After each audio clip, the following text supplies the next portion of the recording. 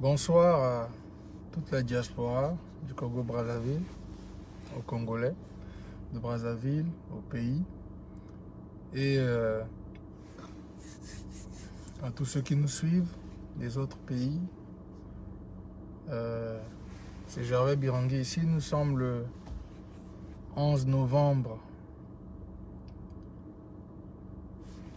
2019. Merci encore pour tout ce que vous faites. Merci pour votre support. Merci pour votre attention. Aujourd'hui, c'est un sujet un peu particulier qui est dirigé, qui est focus en fait sur la jeunesse du Congo-Brazzaville et de la diaspora, des Congolais de Brazzaville, de la diaspora. Je voulais bien adresser un peu la partie un peu quelque part inspirationnelle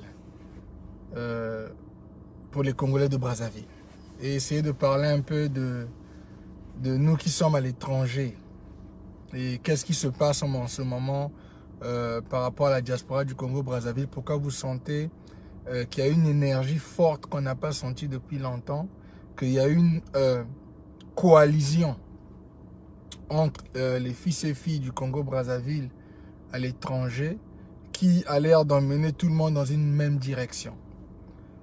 Mais je voulais ce soir adresser particulièrement la jeunesse congolaise en dessous de 40 ans et avoir une discussion un peu avec eux sur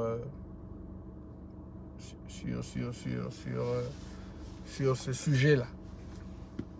Le sujet, c'est où est passé le rêve des Congolais de Brazzaville? Where is the Congolese dream? Where is the Congolese dream? C'est ça le sujet. Où est passé le rêve des fils et filles du Congo-Brazzaville? Qu'est-ce qui s'est passé avec notre rêve congolais? Ou bien, est-ce qu'on a réellement un rêve congolais, oui ou non? Donc, c'est pour essayer d'adresser un peu cette question-là. Vous voyez en ce moment sur la toile, où vous suivez vos frères et sœurs congolaises, il y a un vent de changement qui est en train d'être poussé. Il y a un vent qui est en train de demander à ce que cette fois-ci, pour une fois dans nos vies, que les Congolaises fassent les choses différemment. Mais on doit adresser pourquoi. On doit venir ici devant le peuple et essayer d'expliquer au peuple pourquoi est-ce que cette fois-ci, les choses doivent avancer différemment. Qu'est-ce qui s'est passé? Pourquoi est-ce que vous voyez tous ces jeunes-là, la plupart de ma génération, donc comme vous êtes en train de voir, autour de la quarantaine et les autres en dessous, en train de vouloir demander quelque chose que nous n'avons jamais fait. Et ce qui est différent, je vais déjà l'adresser maintenant, c'est que nous le faisons ensemble. Quand on parle d'ensemble, on parle des Congolais des départements différents qui ont le même focus. Si vous allez voir, si vous faites attention, vous allez remarquer que le langage est très similaire. Même si les détails parfois ne sont pas exactement les mêmes, mais le langage est très similaire. C'est pour la simple raison que nous voulons adresser, est-ce que nous avons réellement un rêve congolais? Vous savez, moi je suis aux États-Unis depuis plus de 20 ans. Il y a quelque chose qui existe ici, avant même que moi j'arrive dans ce pays, qui existe depuis des decades and decades. Mais même nous, quand on était au Congo à l'époque, qu'on entendait et qu'on rêvait, ça s'appelait The American Dream. Le rêve américain. Et nous, quand on était jeunes au Congo-Brazzaville, tout ça, qu'on était encore, on allait à l'école et tout ça, les lycées, les collèges, on rêvait tous de l'Amérique, d'être en Amérique. On regardait les clips. Je me souviens, mon frère Emar et moi, on ne ratait pas les nouveaux clips. qui passaient sur les chaînes de télé Congo, les chaînes de musique, tous les clips américains, là, on était dedans et tout ça. Donc, il y avait cet excitement, qu'on dit, cette histoire où l'Amérique excitait même les Congolais depuis qu'on est au pays. C'est pas aujourd'hui que je suis aux États-Unis que j'ai commencé à voir le rêve américain. J'ai vu le rêve américain, j'avais 15 ans dans mon pays. Mon frère Emar et moi, mon frère aussi est ici aux États-Unis. On rêvait de l'Amérique. Pourquoi est-ce qu'à cette époque, déjà, nous avions ce rêve-là, l'Amérique et tout ça? C'est parce que c'est ce que le pays projetait pour nous qui sommes loin, qui étions en Afrique. La NBA, le basket, la musique, le succès, un pays où les Noirs peuvent réussir. Et les grandes universités, on entendait parler d'Harvard. À l'époque, on était jeunes. On n'a pas entendu parler des Harvard quand on est arrivé aux États-Unis. On entendait parler des Harvard et Princeton. On était encore en Afrique. On était en Afrique. On avait 15 ans, 16 ans et tout ça. Et ce pays-là nous faisait rêver. Mais vous savez pourquoi? C'est comme pour certains, c'était la France. À l'époque, quand nous on grandissait. Nombreux d'entre nous, nombreux de mes frères. D'abord, moi, la réalité, c'est qu'une bonne partie de ma promotion, ce dont je vous parle de 40 ans et moins, sont en France. Ceux avec lesquels nous avons grandi, nous sommes allés à l'école. Une bonne partie d'eux sont en France aujourd'hui. Il y avait aussi le rêve d'aller à Paris. Why? Why that? Pourquoi? Parce que ces pays-là, c'est pas parfait dans ces pays. Mais ces pays-là ont présenté quelque chose de basique qui attire les étrangers dans leur pays. Et la raison pour laquelle nos parents maintenant, je vais venir parce que c'est pas nous, on n'avait pas les moyens, on était des enfants à l'époque. Mais nos parents voulaient après avoir eu le bac, je vais vous dire comment ça se passe. Exemple, dans ma famille, je vous donne un exemple. Hein. La vision était que, ok, tu as eu le bac, donc tu restes au Congo, tu fais tes études et tout ça. Bon, nous, on a eu l'opportunité parce que notre papa étudiait à l'étranger, donc il nous emmenait avec lui. Donc, on a pu voir plusieurs pays parce que mon père étant militaire, il faisait ses études à l'étranger. Donc, il nous emmenait avec lui. Donc, c'est ça qui a fait que quelque part, quand on était jeune, on a vécu dans les pays étrangers, tout ça, plusieurs pays d'Europe et tout ça. Mais, quand nous sommes rentrés au Congo, et pourquoi est-ce que nous sommes rentrés au Congo? Parce que mon père devait travailler pour son pays. Son pays l'a envoyé étudier, il doit revenir, il a eu la connaissance, il a eu l'éducation, il rentre maintenant au Congo, venir servir son pays. C'était comme ça que ça se passait. Et donc lui et mes parents en général, dans leur vision, c'était quoi? C'était que, ok, bon, vous êtes au Congo, vous faites votre école primaire, vous faites le lycée, comme on dit chez nous. Et au moment après que vous ayez eu le bac, en général, le concept était, on vous envoie aller faire l'université à l'étranger. Mais le vrai plan, la vraie vision était que quand on vous envoie faire l'université à l'étranger, vous deviez revenir au pays et apporter la connaissance ou l'expérience que vous avez eue à l'étranger pour venir aider à construire le Congo. C'était ça le concept à l'époque. Même que nos parents avaient pour nous. C'est pour ça qu'ils étaient très prêts à investir, à nous envoyer à l'étranger. La conception d'aller à l'étranger, je vous dis la vérité, n'avait réellement jamais été qu'on devait aller à l'étranger pour vivre à l'étranger le reste de notre vie. It's never been that. La conception était, on vous envoie à l'étranger pour aller étudier, prendre la connaissance, vous devez revenir au pays et aider le Congo. Et je peux même dire, même aujourd'hui, que mes parents peut-être me voient parler publiquement, même s'ils ne sont pas tous d'accord sur la méthode ou la manière dont nous sommes en train de faire aujourd'hui, parce que nous avons choisi, vu l'époque, vu l'historique que je vais expliquer ici, de faire les choses d'une certaine manière par rapport à notre propre génération. On a vu la génération de nos parents, ce qu'ils ont fait, ou des anciens. Nous avons choisi de faire les choses de notre manière aussi. Mais je peux vous dire que même mes parents, même s'ils ne sont pas d'accord, ou nos familles qui nous voient, ne sont pas absolument, comprennent pourquoi est-ce que nous venons demander ce que nous demandons pour le changement au Congo-Brazzaville. Parce que le concept, en réalité, avait été d'aller à l'étranger, prendre la connaissance, prendre l'expérience de travail et venir construire le Congo-Brazzaville. Mais qu'est-ce qui a fait que nous restions à l'étranger? C'est les histoires de guerre. Mais les histoires de guerre sont attachées à quoi? Les histoires de guerre qui ont fait que nous devenons des réfugiés, nous devenons des gens qui ne pouvons plus se sentir en sécurité chez nous. C'était à cause de quoi? C'était à cause de la manière dont le Congo-Brazzaville est dirigé.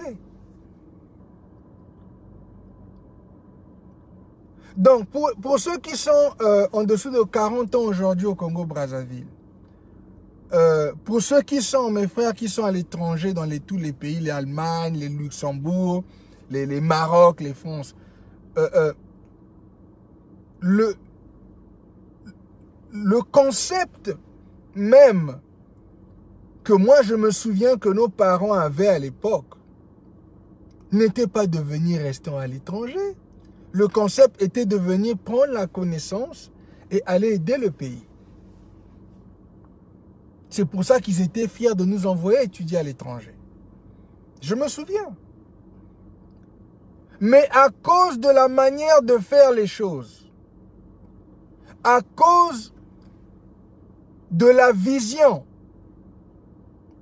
de ceux qui nous dirigent, ce qui devait être quelque chose de temporaire, quelque chose qui devait aider le pays à grandir, parce que vous allez chez les autres, vous allez voir comment les autres, leur pays est construit, vous apprenez, vous faites les diplômes pour ceux qui aiment les gros diplômes, pour ceux qui travaillent, vous travaillez, ou pour ceux qui font les deux, et vous venez aider le pays.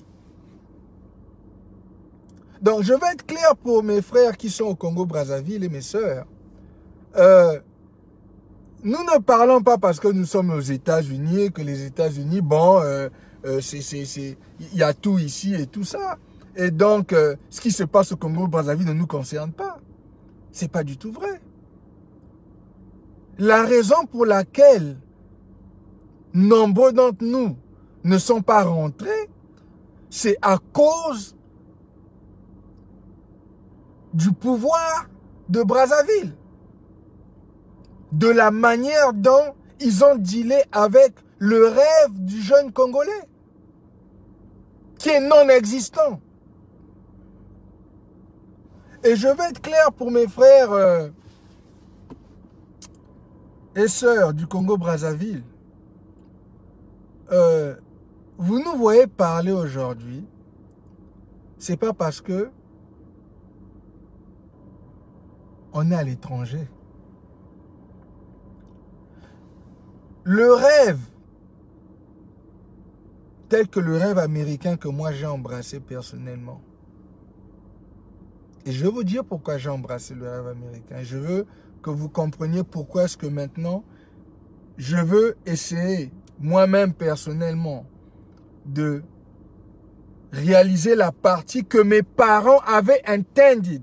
Donc, ce que mes parents voulaient que je fasse quand ils m'ont envoyé à l'étranger, c'était, Gervais, tu vas à l'étranger, tu vas prendre la connaissance, tu vas prendre l'expérience et tu viens aider ton pays.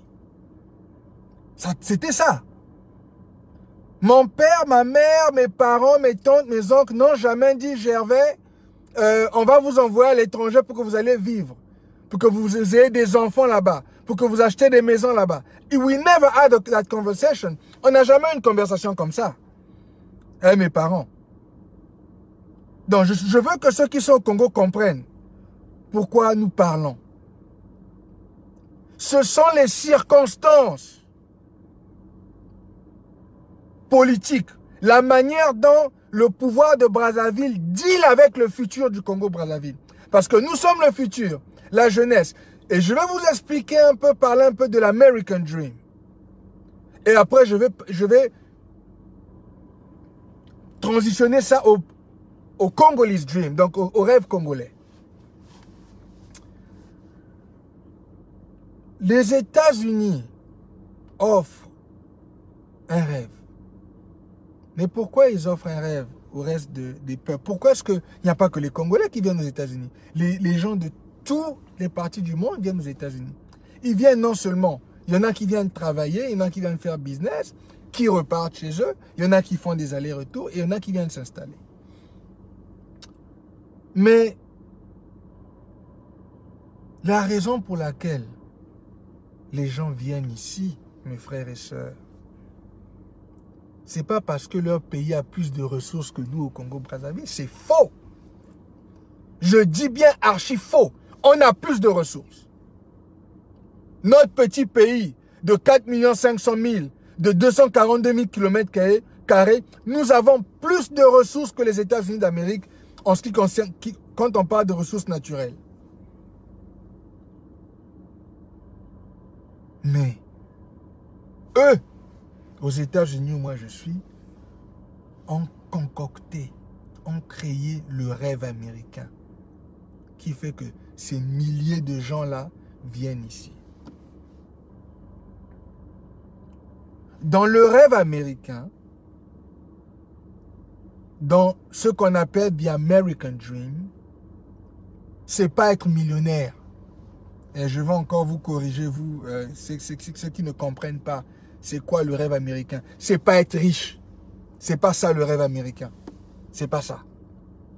Le rêve américain, en fait, est très simple. Very simple. C'est basé sur les opportunités de travailler, d'aller à l'école, d'étudier et de vivre de manière décente, même quand tu n'es pas riche. Et c'est focus sur ce qu'ils appellent la middle class, la classe moyenne. Et vous m'avez vu dans mes vidéos, dans mon discours, je n'arrête pas de parler de passer de la médiocrité au Congo-Brazzaville à la middle class. Donc quand je parle d'aller de la médiocrité à la middle class, je parle de passer de la médiocrité à la création d'une classe moyenne. Qu'est-ce que ça veut dire? Ça veut dire que tu n'as pas besoin d'être millionnaire pour bien vivre dans ton pays. Le rêve américain est basé sur la construction de la middle class. Et la raison pour laquelle nombreux cours viennent ici, c'est parce que ils ont donné la possibilité aux étrangers, aux immigrants que nous sommes, de venir construire le rêve américain, donc de faire partie de cette classe-là. Ce n'est pas les riches, ce n'est pas les millions. Si tu réussis à devenir millionnaire, thank God, Dieu merci, ça c'est tes efforts, c'est tes connexions personnelles. Mais le rêve américain n'est pas basé sur les millionnaires. C'est basé sur pouvoir vivre à l'aise, pouvoir travailler, pouvoir aller acquérir la connaissance et te permettre de t'occuper de ta famille, d'élever une famille avec des moyens pas trop extravagants. Mais ce rêve est assis sur une base, mes frères et sœurs. The American Dream. Ils ont l'électricité, ils ont l'eau, ils ont les routes construites. Donc vous voyez que ce n'est pas une histoire d'avoir des millions dans les comptes comme les Kikingeso. l'argent qu'ils ont volé. C'est pas ça. Ou M. Sassou Nguesso qui a volé des billions depuis qu'il est au pouvoir. C'est pas sur ça que le rêve de leur pays est basé. C'est sur garantir que la vie basique du peuple et de ceux qui viennent immigrer dans leur pays est sur la table. Vous pouvez manger, vous pouvez vous déplacer, il y a les transports en commun, il y a accès à acheter des voitures. Donc, si tu as un boulot, on peut te donner un loan pour que tu achètes ta voiture. Si tu ne peux pas payer la voiture cash, parce qu'ils savent que tout le monde ne peut pas se lever un matin, des gens qui n'ont jamais travaillé de leur vie, et aller acheter des escalades à 50 000 $ cash. Ou aller acheter des Bentley à 300 000 $ cash, des gens qui ne travaillent pas. Pire encore, des gens à qui on a donné des positions politiques. Ils n'ont même pas été votés, ils ont été placés au Congo-Brazzaville, c'est ça. Vous les voyez venir faire cash. Ils font cash avec quels moyens? Ils ne travaillent pas. Donc, vous voyez qu'ici, le rêve américain a été basé sur donner l'opportunité aux gens de vivre décemment dans ce qu'on appelle la middle class. Elle target la classe moyenne. Elle veut élever les gens de la pauvreté et leur donner l'opportunité de vivre décemment. Mais ils ont mis les infrastructures en place. C'est pas qu'ils ont plus de pétrole que nous. C'est pas qu'ils ont plus d'or que nous. Non, ils ont des ressources naturelles. Les Américains, ils ont des ressources naturelles. Mais je vous dis, c'est pas parce qu'ils ont des ressources naturelles. C'est parce qu'ils ont mis en place les infrastructures pour faciliter la vie du peuple.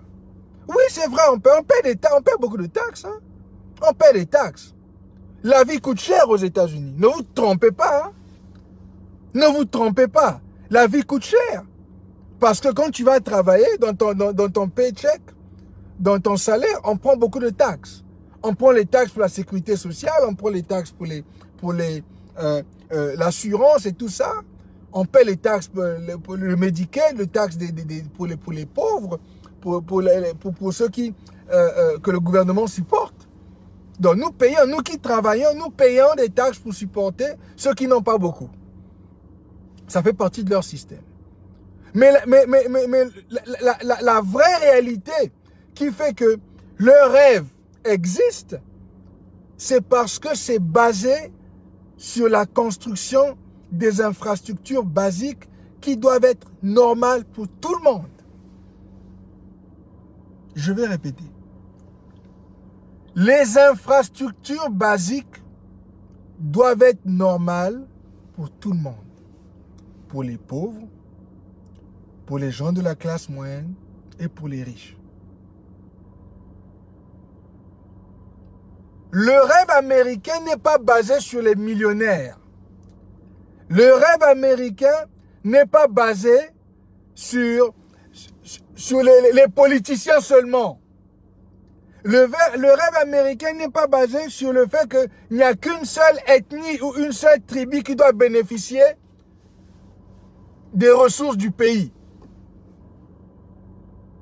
C'est basé sur la construction du pays, les opportunités qu'il vous donne. Maintenant, si tu viens et que tu ne sais pas comment prendre avantage des opportunités, si tu viens, tu ne sais pas comment utiliser les opportunités pour aller à l'école, tu ne sais pas comment utiliser les opportunités pour aller chercher à travailler, tu ne sais pas comment utiliser les opportunités pour faire business, ça c'est ton problème.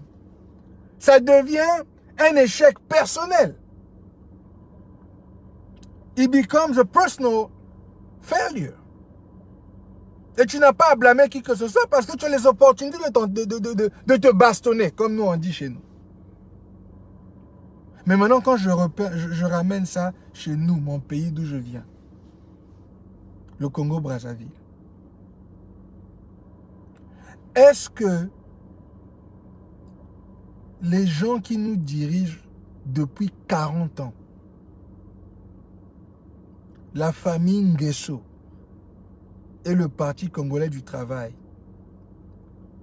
ont mis des infrastructures basiques aux Congolais de Brazzaville pour qu'il y ait un semblant, un désir d'avoir un rêve congolais où on veut rester au Congo et travailler au Congo. L'autre partie que j'ai oublié de mentionner, c'est que ce n'est pas seulement travailler ou aller à l'école et tout ça.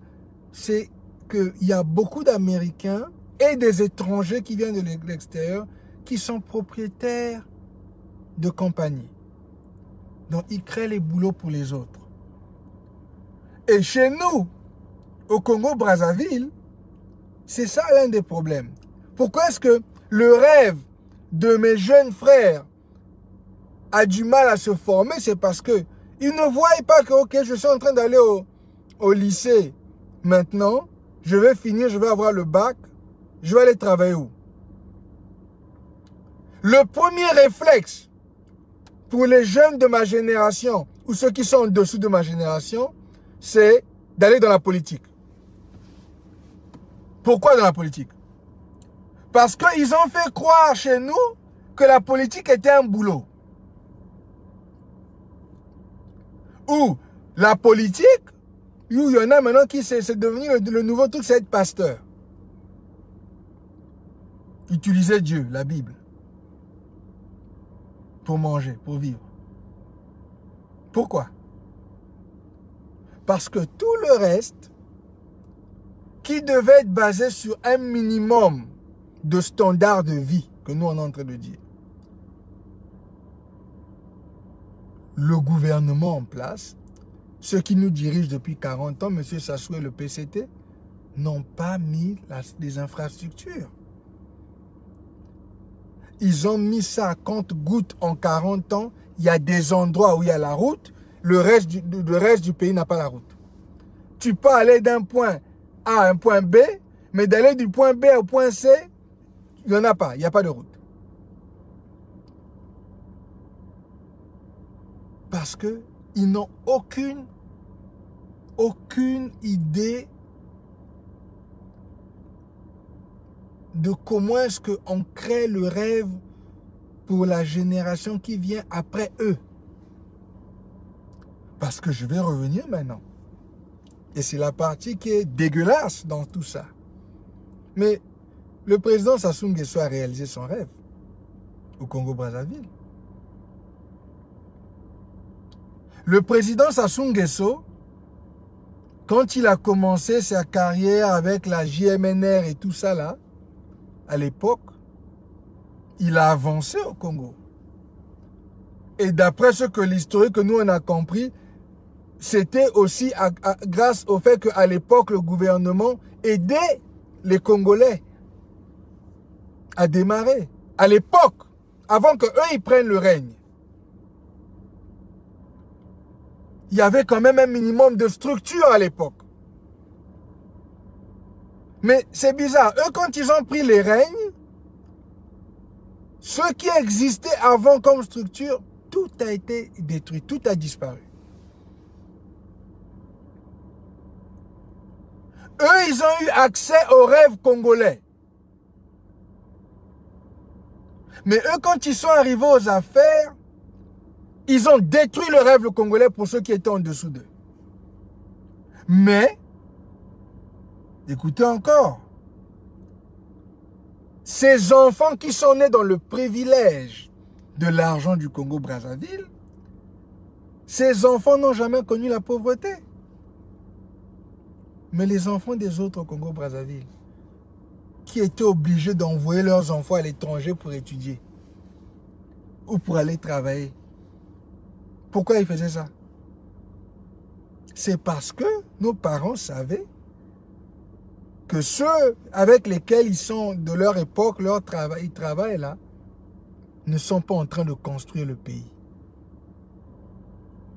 Voilà. C'est pour ça que j'ai commencé par vous dire que l'intention de nos parents, quand ils nous ont demandé d'aller pousser à aller étudier à l'étranger et tout, n'était pas qu'on vienne s'installer. Ça n'avait jamais été leur intention. Ils voulaient qu'on aille apprendre prennent la connaissance, les diplômes pour ceux qui aiment les diplômes et l'expérience et qu'on vienne construire le Congo. C'était ça l'intention de nos parents. Parce qu'ils savaient que les gens qui étaient avec lesquels n'avaient aucune intention de garantir, de pousser, de créer le rêve congolais, donc de mettre les infrastructures basiques autour de nous pour que nous puissions venir vivre correctement au pays. Ils espéraient que nous, en allant à l'étranger, on allait aller prendre la connaissance, prendre l'expérience et venir construire le Congo-Brazzaville. C'était ça l'intention de nos parents. Et je veux que mes frères qui sont au Congo-Brazzaville maintenant comprennent bien ce que je suis en train de dire. C'est important que vous compreniez ça. Mais les enfants de M. Sassou, qui sont aujourd'hui, qu'il a déposés en politique, ont été privilégiés toute leur vie. Ils ne connaissent pas la souffrance. Ils ne connaissent pas ne pas avoir l'eau, l'électricité. Parce que, avec les ressources du pays, les fonds, les financiers du pays, eux, ils ont vécu une vie de super riche. Une vie opulente. Ils n'ont aucune notion de ce que un jeune Congolais de Brazzaville qui n'a peut-être pas l'opportunité d'avoir des parents qui ont les moyens connaissent. Pourquoi est-ce que c'est important que ce jeune-là ait une école primaire construite avec des bancs et des professeurs qui sont payés de manière décente, qui l'enseignent pour qu'il arrive au lycée et du lycée, il a son bac, il va à l'université au Congo, mais des universités qui ont des infrastructures. Il y a la route, il y a le bus qu'ils puissent prendre. Il y a l'eau, il y a l'électricité. Ils n'ont pas ça, ils n'ont pas garanti ça. C'est pour ça que ces jeunes-là traversent la Méditerranée pour marcher, pour aller au Maroc et du Maroc pour passer en Espagne. Ils meurent. Maintenant, on les rend esclaves au Liban. Ils marchent d'un pays à un autre. Pourquoi? Parce que le fait que le pouvoir de M. Sassou Nguesso du Parti congolais du travail n'ont pas mis le minimum. Et c'est la partie que les gens ne comprennent pas. L'histoire du rêve congolais, c'est pas une histoire de demander que on donne l'argent à tout le monde, que tout le monde soit riche. Ça n'a jamais été ça. Le rêve d'un jeune, l'opportunité de la vie des jeunes, c'est pas qu'on te donne de l'argent gratuit. C'est qu'on te donne l'opportunité de travailler, de créer. Qu'on te donne l'opportunité non seulement de t'instruire, mais aussi de travailler et de participer à la communauté en payant les taxes et tout ça. Mais ils n'ont pas mis les infrastructures en 40 ans de pouvoir. Leurs enfants ont les moyens du peuple qu'eux, ils ont donné à leurs enfants. Ils ont étudié aux États-Unis, ils vont en France, ils vont partout, ils voyagent où ils veulent, ils vont dans les Dubaï, jusqu'à ce que même il ait l'audace de mettre ses enfants à la tête de l'une des plus grandes ressources de notre pays, le pétrole. Et je parle de Christelle Nguesso. Non seulement il a vécu une vie de privilège, ça veut dire qu'il ne comprend pas le fait que les jeunes Congolais n'ont pas de rêve, parce que son père et ces gens qui le soutiennent n'ont pas mis les infrastructures en place. Mais au même moment, eux, qui ont eu le privilège, qui ne comprennent pas que leur père a tué le rêve des jeunes Congolais, on les met à la direction des ressources les plus importantes de notre pays. Et qu'est-ce que lui, il a fait? Christian Nguesso. Qu'est-ce qu'il a fait? Le privilège dans lequel il a grandi, pendant que les autres Congolais n'avaient pas de rêve. Leur papa écrasait le rêve congolais. Lui, le pays l'a aidé à réaliser son rêve à son époque.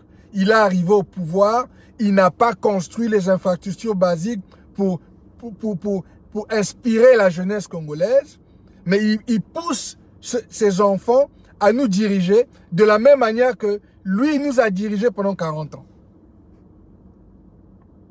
Et vous ne voulez pas que nous en parle. Vous êtes offensés quand nous disons que nous sommes focus sur la presse Assou. Vous êtes offensés. Mais nous sommes focus sur la presse Assou parce que Sassou Nguesso a tué le rêve des Congolais de Brazzaville. Kiki Nguesso ne représente pas la réussite du rêve. Kiki Nguesso est un enfant privilégié qui a utilisé les ressources, son père a utilisé les ressources du pays pour le placer là où il est. Et même quand on lui a donné la responsabilité de l'une des parties les plus importantes de notre pays, qu'est-ce qu'il a fait? Mais il faut, tout ce que vous avez à voir, c'est aller voir son historique sur comment est-ce qu'il a géré.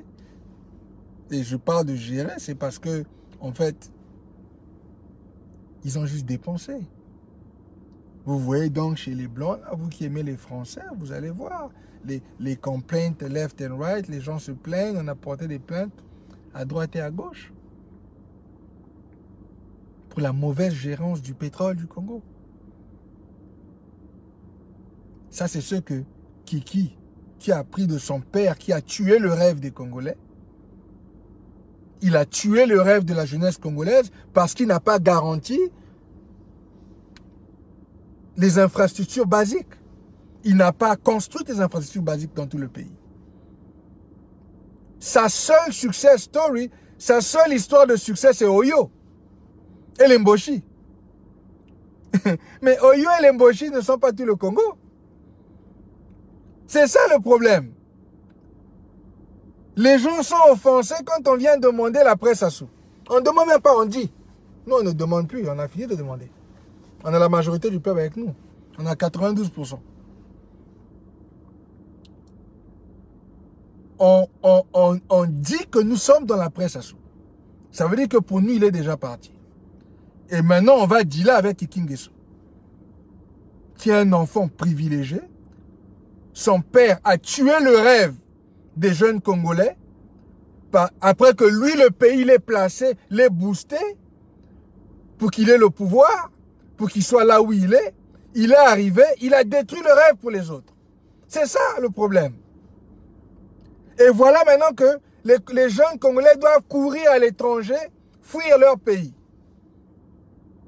Je ne parle même pas des crimes, je ne parle même pas des crimes économiques, des crimes, les tortures et tout. Je laisse ça je laisse ça à côté. Je parle du concept de ce que un rêve doit être pour les Congolais de Brazzaville. Pour simplifier ça, faire comprendre à mes frères qui sont au pays, la raison pour laquelle Gervais Birangui vous parle ici, c'est parce que votre président de 40 ans a tué le rêve des jeunes Congolais. Et ceux qui veulent, ceux qui sont à l'étranger comme moi, qui ont tenté ou qui ont voulu aller au Congo et implémenter, aider à reconstruire ce rêve-là, où on leur demande, quand tu viens faire business, ils te demandent 50%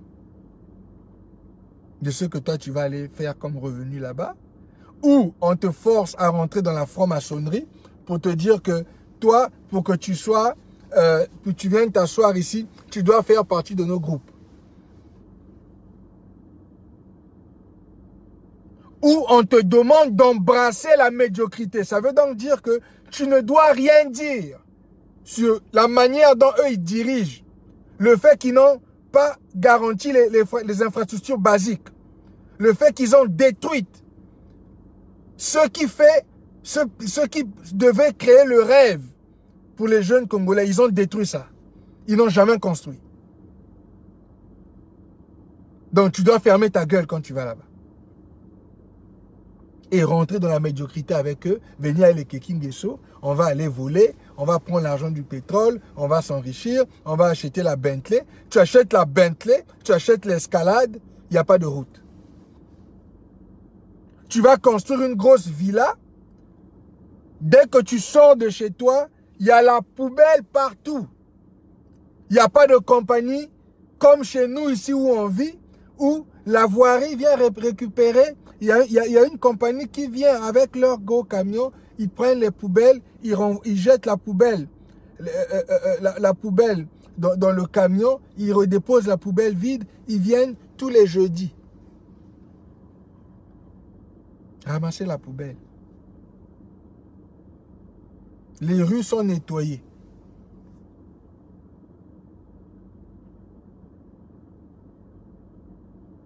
Il n'y a pas la voirie. Tu as la plus belle maison, tu as les générateurs dans la maison, tu as ton puits d'eau dans la maison, tu as les machins satellitaires, tu as l'internet, tu as tout. Mais dès qu'ils sortent de leur maison, ils voient la pourriture devant. Les routes ne sont pas construites. Et leurs voisins ont tous des maisons en tôle. Mais eux, ils ont la grosse villa avec le gros mur. Avec la piscine. Et ils sortent de là, ils sont fiers. Et ils viennent, vous les voyez venir parler français. Vous dire oui, moi, fils du président, honorable. Mais le mot honorable, quand on dit que quelqu'un est honorable, vous savez ce que ça veut dire? Honorable veut dire que vous avez de l'honneur. Mais comment vous pouvez avoir de l'honneur quand votre peuple que vous êtes censé représenter souffre à un niveau incontesté? Vous garantissez la médiocrité dans votre pays et vous venez demander des honneurs parce que son père, pendant 40 ans, c'est tout ce qui l'a intéressé. Les honneurs. Mais les honneurs, autour de toi, c'est plein de médiocrité. Ton peuple souffre, mais toi, tu as les honneurs. Toi, tes parents et les gens qui soutiennent ton parti ont les honneurs pendant que tout le reste du pays est dans le chaos.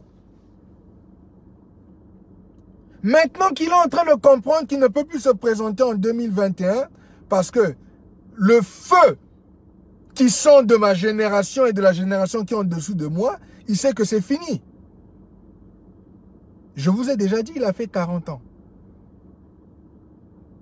Son résultat est sur la table. La médiocrité dans laquelle il a dirigé le pays est sur la table. Et les gens parlent de ça tous les jours. Il sait qu'il ne peut plus se présenter à la présidence.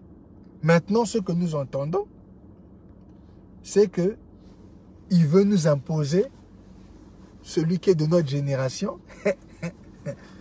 Christelle, mais let's have the conversation. Ayons la conversation avec M. Christelle Nguesso, qui pense qu'il a gagné le droit de devenir président du Congo-Brazzaville. Parce que c'est le fils de son père. Mais, quand vous voyez son bilan, le peu de temps qu'il a, avec des positions qu'on a données, ils n'ont aucun honneur. Vous les appelez honorables. Le pays dans la poubelle. Les gens qui représentent mangent une fois par jour. Les infrastructures basiques ne sont toujours pas sur la table. Mais vous les appelez honorables.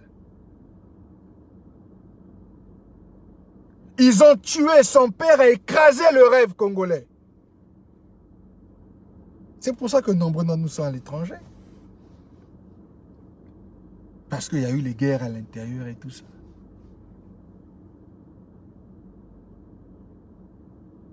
Mais maintenant, comme il sait que nous sommes dans la presse à sous, il a entendu ma génération le dire. Ça se répète en France, au Canada, aux États-Unis, en Belgique. La presse à sous. La presse Sassou. La presse Sassou. C'est devenu la nouvelle chanson de la diaspora congolaise. La presse Sassou est notre réalité. Maintenant, nous entendons que, ah bon, Kiki doit venir. On attend Kiki.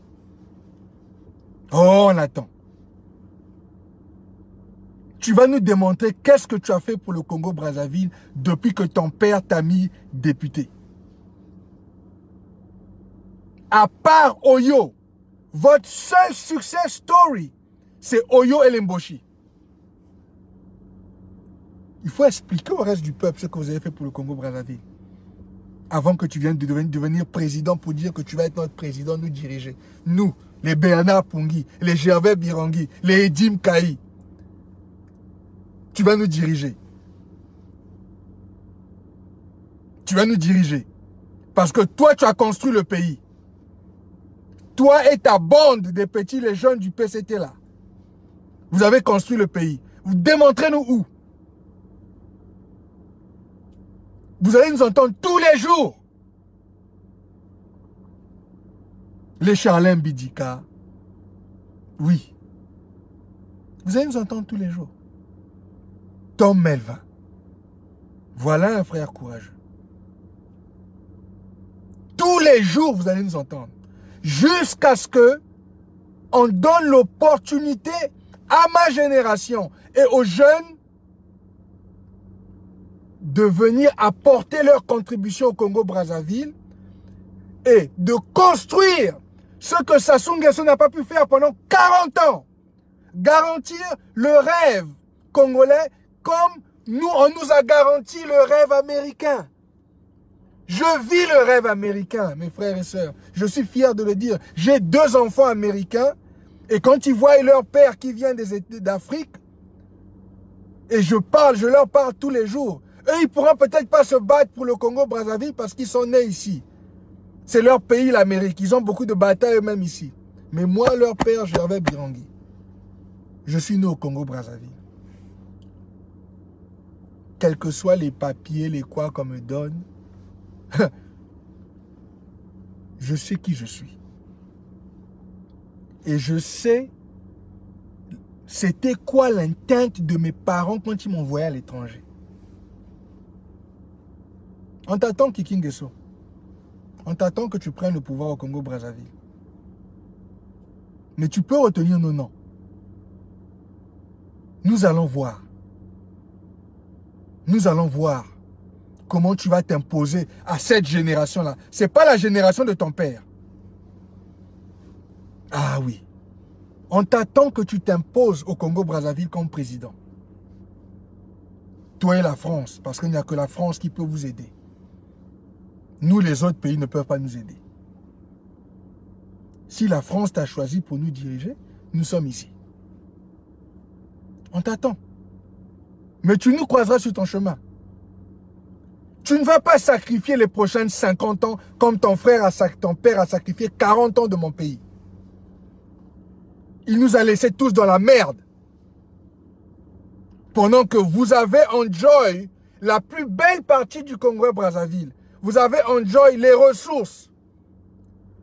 Vous êtes pavané dans tout le monde. Avec l'argent du Congo-Brazzaville. Et quand on vous a mis aux affaires, tu as fait pire même que ton père. À ton âge. On est de la même promotion.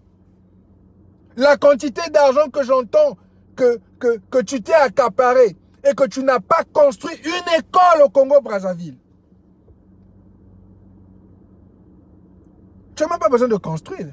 Il faut au moins réparer ce que ton père a eu hérité depuis la colonisation. Les écoles que les Blancs avaient construites. Vous ne pouvez pas refaire ça? Non. L'égoïsme est tellement fort. Tout ce que vous voulez, c'est des honneurs. Des honneurs que vous n'avez pas mérités. Être honorable veut dire que tu aides ton peuple. La politique n'est pas un boulot. La politique, c'est pour servir le peuple. Quand on te donne un poste politique, tu n'es pas CEO d'une compagnie. Nous, on a des business ici à l'étranger. On veut venir faire business au Congo. C'est pas de la politique. C'est pouvoir, il faut que tu investisses dans le peuple. Il faut faire grandir le peuple. Vous, votre pouvoir, c'est un pouvoir qui ne fait que écraser le peuple. Vous n'êtes pas déshonorable. Vous n'avez aucun honneur. Vous n'avez aucun honneur. Je m'en fous de la quantité d'argent à laquelle vous avez blagué. Vous êtes plus bêtes que ceux qui sont pauvres. Parce qu'au moins, les autres pays d'Afrique, comme vous les voyez, même ceux qui volent, ils construisent leur pays. Vous, vous volez et vous ne construisez pas. Vous ne garantissez pas la vie basique de vos peuples. Mais vous pensez que vous êtes entitled, comme on dit aux États-Unis, donc on doit te mettre président, toi Kiki Ngeso. Tu as fait quoi pour les Congolais de Brazzaville? Tu as fait quoi même ma génération à moi, tu as fait quoi pour nous? Tu veux être président du Congo-Brazzaville? En tant que qui? Qu'est-ce que tu as fait pour changer la vie des Congolais? Le pouvoir, le rôle d'un homme de pouvoir, d'un homme politique, c'est de transformer, aider à faire avancer la vie des gens qui représentent. À part Oyo, qui est votre fief, où vous êtes des dieux, ton père est le king, toi tu es le prince d'Oyo, on sait. Ça, c'est pas un secret. Et c'est pas une insulte personnelle, c'est la manière dont vous représentez ça. Nous aussi, on a des kings chez nous. Moi, je suis du Grand Nyari, on a des kings, on a des princes, les autres sont du pool, c'est normal. Si ton peuple veut t'honorer par rapport à une position, c'est bien. Mais quand vous sortez de votre petit cercle d'Oyo, qu'est-ce que vous avez fait pour le reste du pays? Vous êtes au pouvoir depuis 40 ans. Les autres de notre promotion qui sont là-bas dans les postes et tout ça, dites-moi un peu, c'est quoi que vous faites? Qu'est-ce que vous faites pour le pays? Quels sont les accomplissements qui ont fait avancer, qui ont fait mieux que ton père, qui a détruit le rêve congolais? Mais lui, le gouvernement congolais l'a propulsé. Quand il était jeune, quand il voulait rentrer dans la politique, dans l'armée, tout ça, il avait été supporté par le gouvernement. À l'époque, il y avait quelques infrastructures. Et lui, quand il est arrivé au pouvoir, il a tout détruit. C'est devenu une histoire d'être Umboshi ou d'être dans les vos histoires des francs-maçonnerie. Hein, messieurs, Kiki Ngeso et tes acolytes du Parti congolais du travail. Ah, nous ne sommes pas la génération de ton père, hein? Ça je peux te le dire. Si je me trompe, va demander, va au Canada, va faire du bruit. Allez, mettez vos pieds au Canada, venez aux États-Unis. Viens faire ton bruit aux États-Unis, on va voir. Viens parler même aux nations ici, là, machin. On nous connaît tous, hein. Ne pensez pas qu'il n'y a que vous qu'on connaît parce que vous êtes les enfants de Sassou. On nous connaît tous. Nous sommes sortis de ces pays-là réfugiés. On nous connaît tous. On sait qui nous sommes. Nous vivons ici, nous payons les taxes dans nos pays où nous vivons. L'influence que vous pensez que vous avez, nous avons aussi cette influence-là. Nous aussi, on a la même influence dans les pays où nous vivons. En tant que Congolais de Brazzaville, quand on parle du Congo-Brazzaville, quand on va appeler si les gens sur la table, il y a des noms qui vont sortir sur la table pour répondre à ce qui se passe au Congo-Brazzaville. Toi, qu'est-ce que tu as fait pour le Congo pour être président? Qu'est-ce que tu as fait pour les Congolais de Brazzaville? À part ta famille, à part ton village, à part ta tribu. Explique-moi, viens si tu es un homme, si vraiment tu penses que toi, tu peux remplacer Sassou, ton père, viens expliquer aux Congolais qu'est-ce que toi tu as fait pour la jeunesse congolaise. Qu'est-ce que toi tu as fait pour le Congo-Brazzaville après l'état dans lequel ton père a laissé le pays? Qui te font croire que tu as le droit de devenir président du Congo-Brazzaville. Que nous sommes maintenant dans un royaume. Que toi et le PCT, vous allez nous garder dans la médiocrité dans laquelle ton père nous a gardés pendant 40 ans. Et ton père sait que son temps est arrivé. It's a wrap. He knows that. On n'a pas besoin de s'insulter, de se tuer ou quoi. On n'a pas besoin de ça. Il n'y a pas besoin qu'une goutte de sang coule. It's over for your dad. You know that. His time is up. Ces 40 ans sont arrivés. Il y a le bilan là. C'est bon. Le peuple a vomi. La diaspora l'a vomi. Vos débats ou quoi que vous faites avec les Mbéry Martin, on vous vomit dessus. Et vous allez voir que les gens ne vont pas venir. Même les Blancs comprendront que vous avez été vomis par les ressortissants de votre propre pays. Nous sommes au temps du changement. Mais nous entendons que toi, tu es en train de penser que tu dois être président. Ou que ton père va nous imposer ta présence. Ce n'est que le début. Si vous pensez que maintenant on bouge, qu'on vous embête, ce n'est que le début. Je peux te le dire. Que King Leso et mes jeux frères du PCT. Vous allez devoir earn, comme dit aux États-Unis. You're gonna have to earn your place in Congo-Brazzaville. Vous allez devoir prouver. Et la preuve là, c'est la construction du pays. Et lever les Congolais de Brazzaville. Régler les conneries que votre père a fait. Clean up the mess that your dad did. You understand what I'm talking about? Tu sais de quoi je parle? You're gonna have to clean up all the bullshit that your dad left us to. All the BS that my people been going to for fucking 40 years. You're gonna have to clean all that shit up before you become president. Tu vas devoir régler 40 ans des conneries de ton père avant que toi tu deviennes président. Ça prend du temps. Hein? Les meurtres, les bombardements que vous avez fait dans le Pouille, dans le Niboland et tout ça. Il faudra régler ça. Oh, il faudra que avant que tu prennes la chaise de président, tu devras clean up toutes les crasses que ton père a fait pendant 40 ans. Ça, je te le dis. Si tu penses que tu deserves it, on va te démontrer que tu n'as pas un petit poids au Congo-Brazzaville. Sans compter même le fait qu'on t'a donné, ton père t'a fait grâce. Il t'a donné l'une des plus grandes industries de notre pays à gérer. Tu as volé. Tu as même fait pire que lui. Par rapport à ton âge, d'après ce que nous on a compris quand on entendait les chiffres.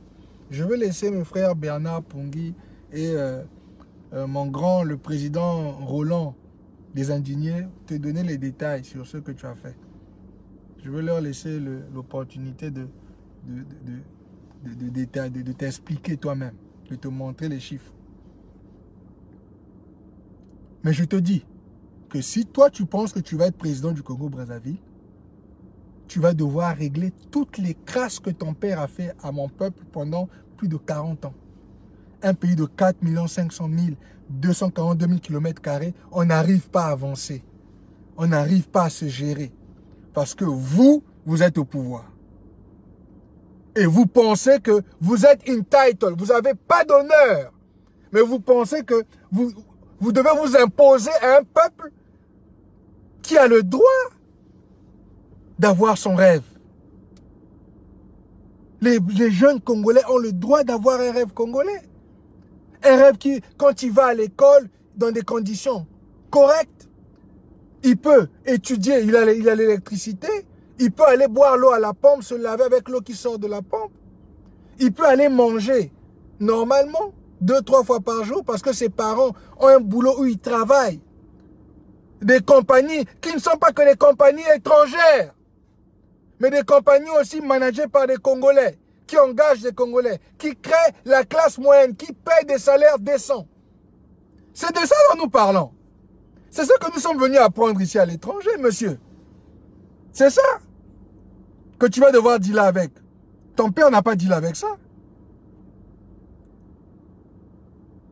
Le rêve congolais doit se créer. Et tu vas devoir clean up the mess of your dad before you sit down to that chair. Ou tu ne dormiras pas. Ça, je te le dis. Regarde-nous bien. Vous pensez qu'il n'y a que vous qui avez l'influence? Tu penses qu'il n'y a que vous, les Nguesso, qui avez l'influence? We're gonna find out. Nous sommes de la même génération. Il y a beaucoup de Congolais ici qui ont des capacités, qui ont travaillé, qui ont l'expérience qui peuvent diriger le Congo-Brazzaville.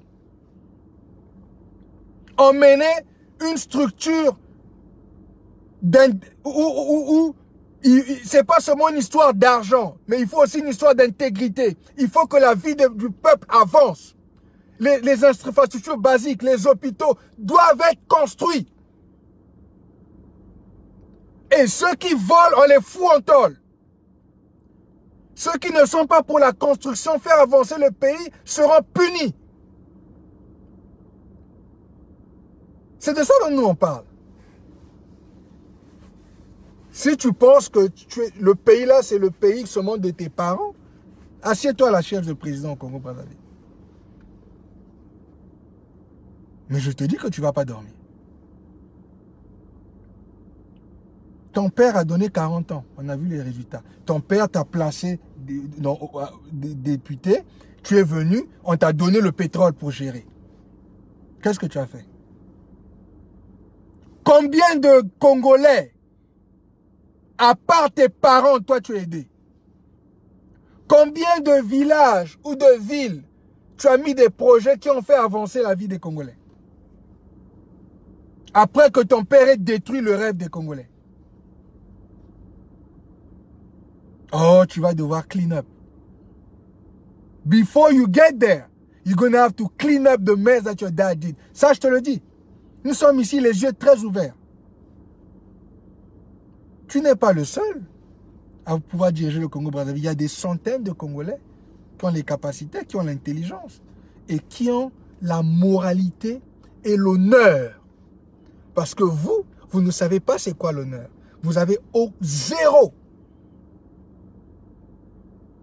Parce que tout ce qui vous intéresse, c'est le succès personnel. Vous n'avez toujours pas compris au Congo-Brazzaville qu'un peuple fort est un peuple où le succès se répand à plusieurs échelles. Le succès ne peut pas être qu'aux politiciens. Il y a les businessmen, il y a les travailleurs, il y a aussi les pauvres.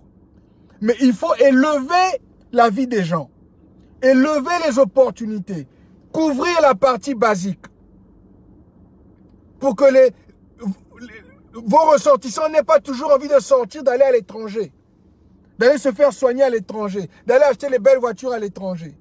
Il faut créer des opportunités où on peut aussi vivre décemment chez nous. Tout le monde n'a pas besoin d'être riche. Nous, on n'a jamais dit ça. Mais vous devez garantir les ressources basiques du pays. Mais vous voulez qu'on vous appelle honorable. Vous n'avez pas d'honneur. Et tout ce que vous voulez, comme mon frère Edim Kaï n'arrête pas de dire, c'est le Mokonji. Mokonji. Les honneurs. Les honneurs, pourquoi? You trash the country. What the fuck you need honor for? You trash my country. Vous avez transformé le Congo en poubelle. Et ce qui est triste, au Congo-Brazzaville, les ressources que nous avons sont un don gratuit de Dieu. Pour ceux qui croient en Dieu, pour ceux qui ne croient pas en Dieu. C'est un don gratuit de la nature qu'on nous a donné. Au Congo-Brazzaville. On nous a donné ça gratuitement. Le pétrole, l'or, le manganèse, toutes les ressources, l'eau, le bois. Vous avez pris un gift, un cadeau que Dieu et la nature nous a donné. Vous avez transformé ce gift-là pour les étrangers, les blancs, en or, et vous avez transformé ça pour nous-mêmes, les gens qui venons de ce pays, en ce qu'on appelle aux États-Unis un nightmare. Vous avez transformé ça en quelque chose de négatif. Parce que nos peuples ne bénéficient pas des ressources. Il n'y a qu'une minorité politicienne qui bénéficie des ressources en volant. Et qui tu penses que toi, tu vas devenir t'asseoir à la chaise de président du Congo-Brazzaville sans dealer avec nous? Mais tu as menti. Tu devras effacer toutes les conneries que ton père a fait avant que toi, tu deviennes président du Congo-Brazzaville. Tu devras effacer toutes les conneries que ton père a fait au Congo-Brazzaville parce qu'il a tué le rêve congolais. Il a tué. J'ai expliqué au début de ma vidéo ce que ça veut dire quand on parle du rêve américain. Le rêve qu'on donne à un peuple, c'est pas qu'ils deviennent tous riches. C'est pas ça le rêve. Le rêve, c'est que vous garantissez les choses basiques de manière à ce que les gens puissent avoir l'opportunité de move up, de s'élever. C'est là où il y a le rêve. Parce que quand un jeune voit que, ok, je suis en train d'aller à l'école, je vais finir, je vais aller à l'université. L'université est bien construite. Il y a les scholarships. Donc, le gouvernement peut donner ou un loan ou donner une bourse. Et on paye la bourse. Chaque mois. On paye les salaires des retraités chaque mois. C'est de ça dont on parle. Que ton père n'a pas pu faire pendant 40 ans, M. Kikingeso. Il faut régler ça avant que tu veuilles devenir président du Congo. Il faut que tu règles ces problèmes-là. Ton père est encore là. Il faut aller régler ces problèmes-là. Tu penses que tu vas venir nous imposer 50 ans ou 40 ans comme ton père l'a fait avec la même médiocrité? Tu as menti. Il n'y a pas que vous qui avez l'influence. Je vous le dis, les Nguesso. Il n'y a pas que vous. Comprenez-le. Et vous allez nous croiser sur votre chemin. Surtout cette génération-là. C'est fini ça. Ton père va partir. Il a servi le pays pendant 40 ans. Ça s'est transformé en poubelle. Pendant que vous avez accumulé une fortune qu'on ne peut même pas compter. Ton père a eu le rêve congolais. Il a accompli son rêve. Il a coupé le rêve pour ma génération. Il doit démissionner. Maintenant, toi, si tu veux venir, avant que tu mettes tes fesses sur la chaise présidentielle, tu dois régler toutes les crasses que ton père a fait à mon pays. Yeah, you have to clean up. That's where it's going to start. You have to clean up your mess. Your dad mess. Et tu vas entendre ça tous les jours. Tous les jours, tu vas nous entendre dire ça. You want power? I'm telling you, you're going to have to earn it. Chez nous, ici aux États-Unis, you have to earn your shit. Tu dois mériter ce que tu as. Tu veux le pouvoir? Tu penses que toi, ta famille et les Mboshi, vous devez continuer au pouvoir? Vous allez devoir nettoyer toutes les conneries que M. Sassou Nguesso a faites pendant 40 ans. La vie des Congolais doit avancer. Et nous allons dealer avec ça tous les jours, parler de ça tous les jours. Et ça, c'est si vous survivez à la prison. Parce que vous avez déjà commis beaucoup de crimes aussi. Mais on va assumer que c'est toi qu'on veut mettre. De clean up got to start. Il faut commencer à régler les conneries que ton père, les dégâts que ton père a laissés dans notre pays. Hein? Où il n'y a que Oyo qui avance. Tout le reste du pays est dans la merde. Il faut régler ça, Kiki. Dis aussi à tes frères du PCT, là, notre génération, puisqu'on est la même génération. Va leur dire. Ils doivent commencer à régler les problèmes dans les régions, aller dans la Bouenza, dans le Niari, aller dans le Poul, aller régler les problèmes. Aller commencer à parler aux populations, demander pardon et régler les problèmes. Reconstruire là où votre père a bombardé. Ah oui, hein. Tu vas être président, tu vas devoir nettoyer toutes les crasses que ton père a fait au Congo-Brazzaville. Il faut que tu crées le rêve congolais que ton père a tué au Congo-Brazzaville. You're gonna have to earn it. Et ça, si tu survis la prison. Parce que après que ton père soit parti, il faudra qu'il y ait les états généraux, il faudra qu'il y ait la transition. Après la transition, il faudra qu'on passe aux élections. Mais je te dis déjà, à toi et ton parti congolais du travail, hein, et puis les autres que j'entends, là, je ne sais pas si c'est le centre ou quoi, qui a l'air d'être une version du PCT, vous allez devoir nettoyer les conneries que votre leader a fait pendant 40 ans avant qu'il y ait les fesses de qui que ce soit qui se mettent sous la chaise de présidence. Sinon, vous ne dormirez pas. Ça, je te le dis. Personne ne va nous imposer Kiki Ngeso. C'est pas vrai. Vous n'êtes pas les seuls qui avez l'influence. Vous n'êtes pas les seuls. You're gonna have to earn it. Il faut mériter maintenant. Tu es honorable et de l'honneur. Mérite la position que tu veux. Work for it. Fixe les conneries que ton père a fait au Congo-Brazzaville. Il faut commencer. La campagne, c'est en 2021, non? C'est les élections. Donc, nous sommes en 2019, tu as 2 ans. Il faut commencer à régler les problèmes. Il faut aller au pool, venir dans le Niboland et tout ça, régler les problèmes. Hein? Il faut commencer à régler les problèmes des Congolais. Nous, on veut entendre que l'eau a commencé à sortir. On veut entendre que les routes ont commencé à se faire. L'électricité s'est répandue. On laisse venir les autres qui veulent apporter aussi la technologie au Congo-Brazzaville. Et les Congolais ont le droit de faire business au Congo sans donner la moitié de leurs revenus et faire partie de la franc-maçonnerie. Tout le monde n'a pas besoin de faire partie de la franc-maçonnerie pour faire business au Congo-Brazzaville. C'est ce qu'elle donné. C'est quoi votre problème? Les Blancs ici, tout le monde est franc-maçon pour faire business aux États-Unis. Tout le monde n'est pas franc-maçon ici. Arrêtez là. Vous avez pris ça chez les Blancs. Cette connerie-là. Tu vas devoir mériter ta chaise de président. Et le commencement, c'est de régler les problèmes, les dégâts que ton père a commis au Congo-Brazzaville.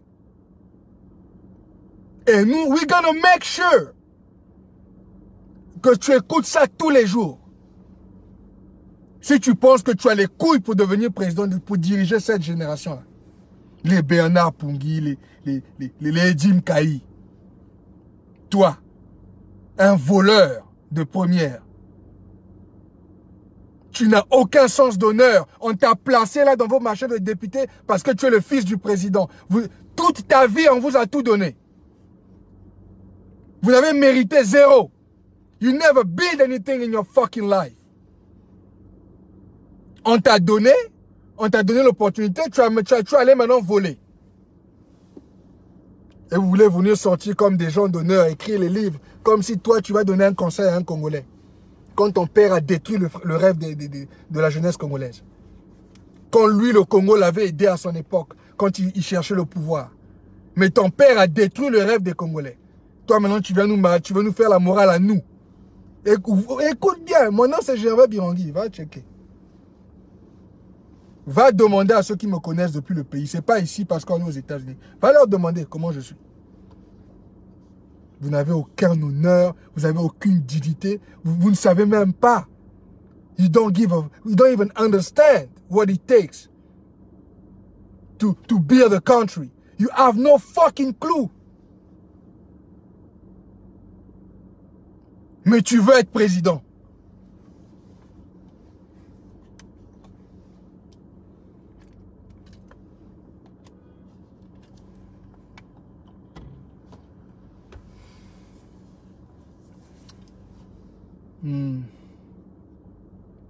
Je vais voir si mes frères veulent intervenir. Vraiment, ça...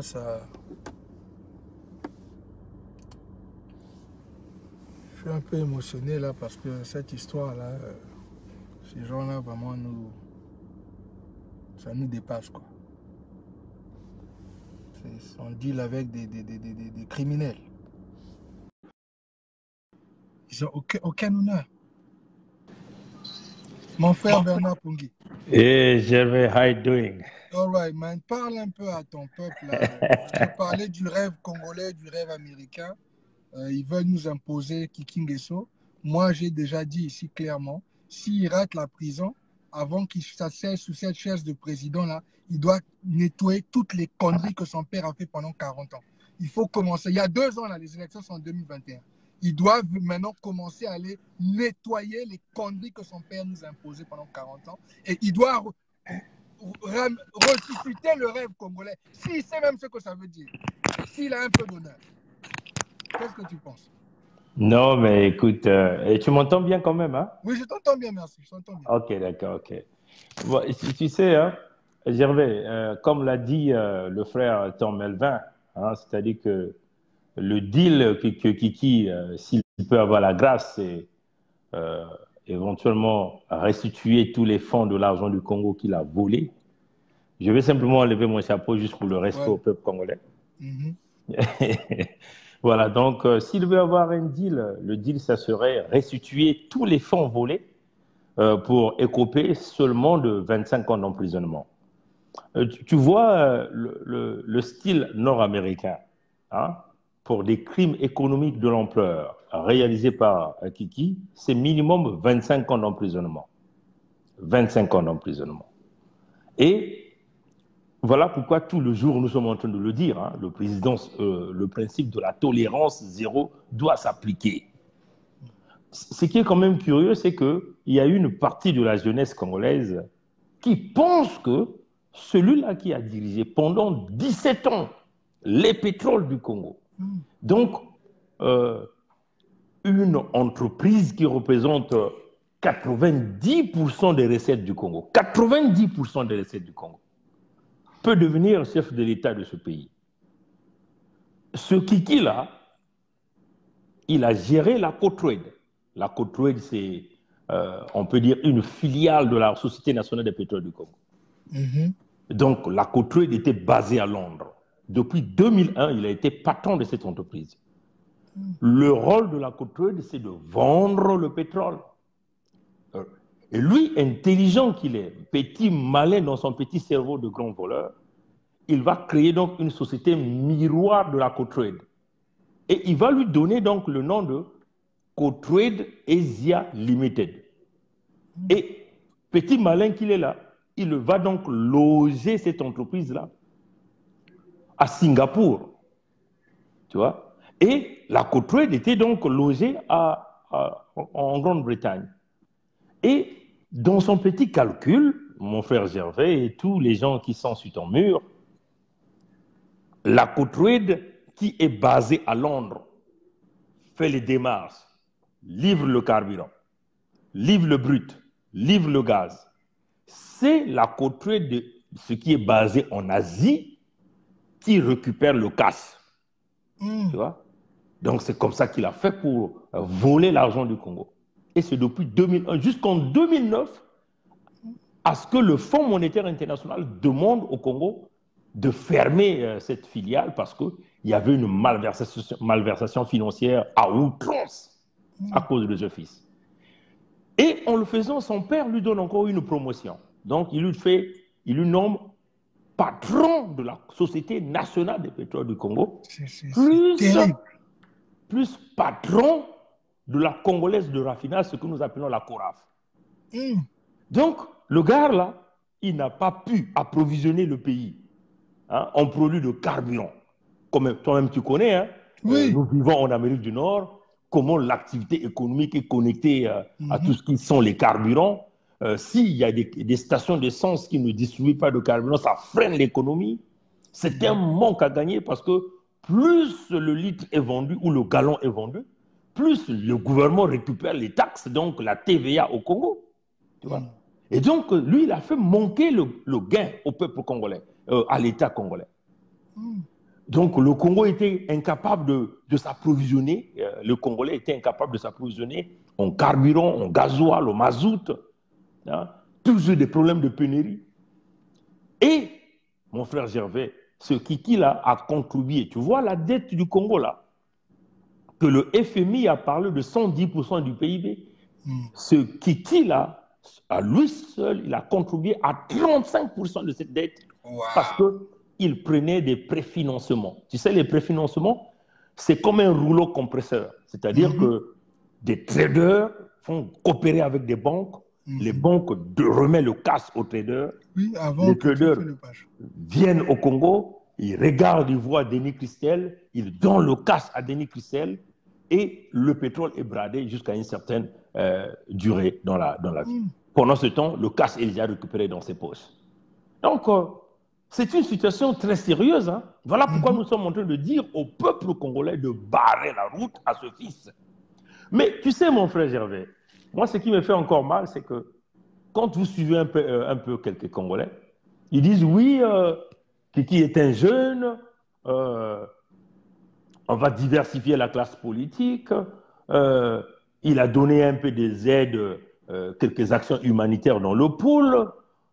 Mais, mon cher Gervais, quand Sassou avait décidé d'aller commettre son génocide dans le département du Poul, ce Christel-là n'avait jamais dit à son père que non, non, non, laisse, moi j'ai mes gens au Poul là-bas, ne va pas détruire.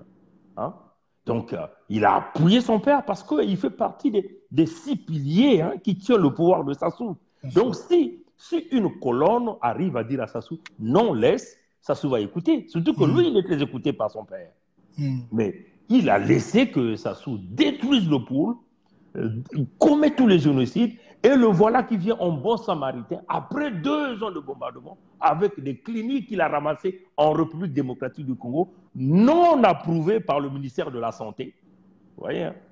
Et il est là en train de, en 2 jours, faire une campagne, aider quelques gens. Bon, et là, nos amis du Poul commencent à clamer.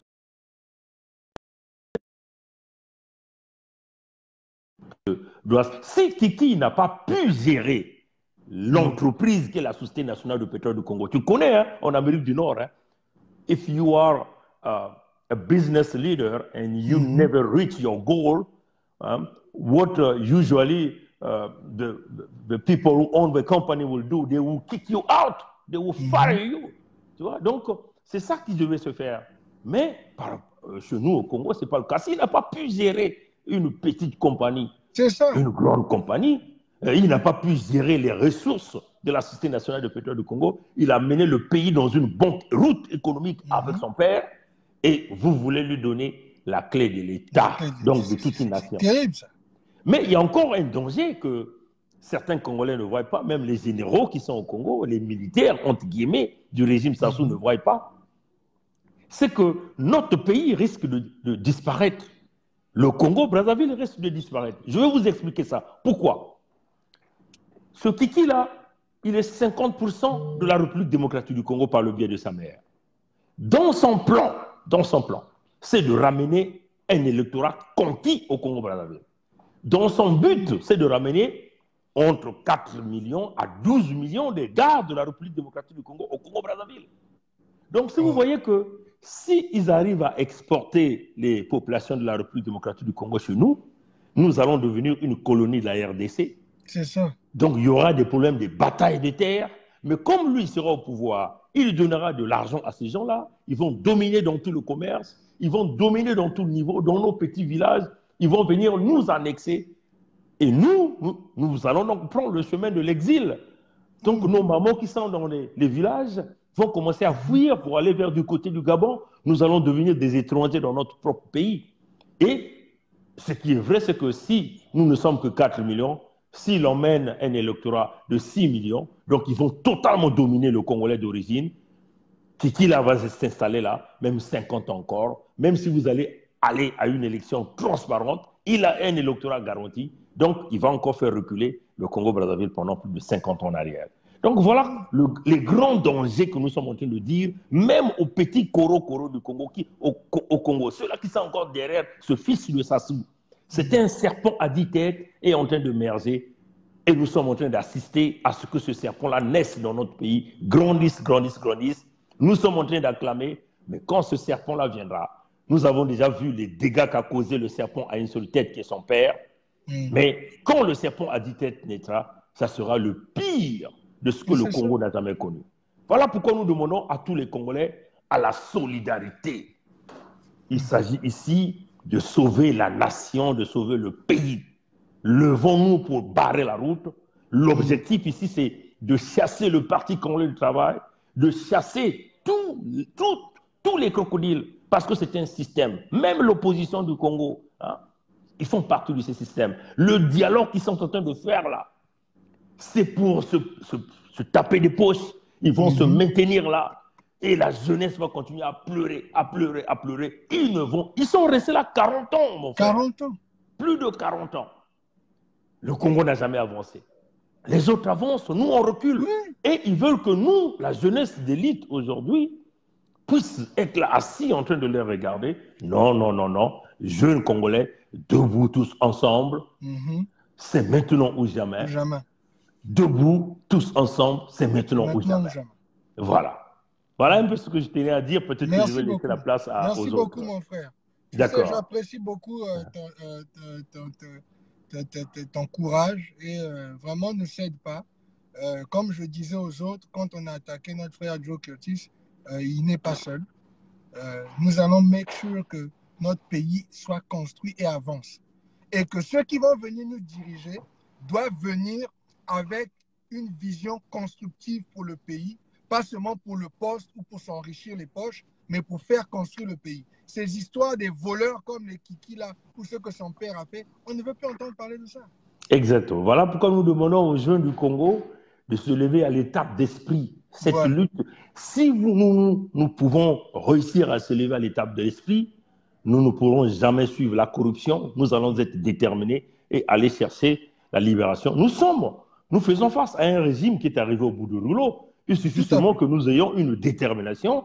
Nous allons pousser ce régime dans les abîmes et puis c'est fini. La libération du Congo vient, la démocratie vient. Par la démocratie vient la bonne éducation, vient le système de santé, vient les emplois, vient des investisseurs qui sont prêts aujourd'hui à venir aider les Congolais. Mais dans des contextes pareils, aucun investisseur ne peut venir.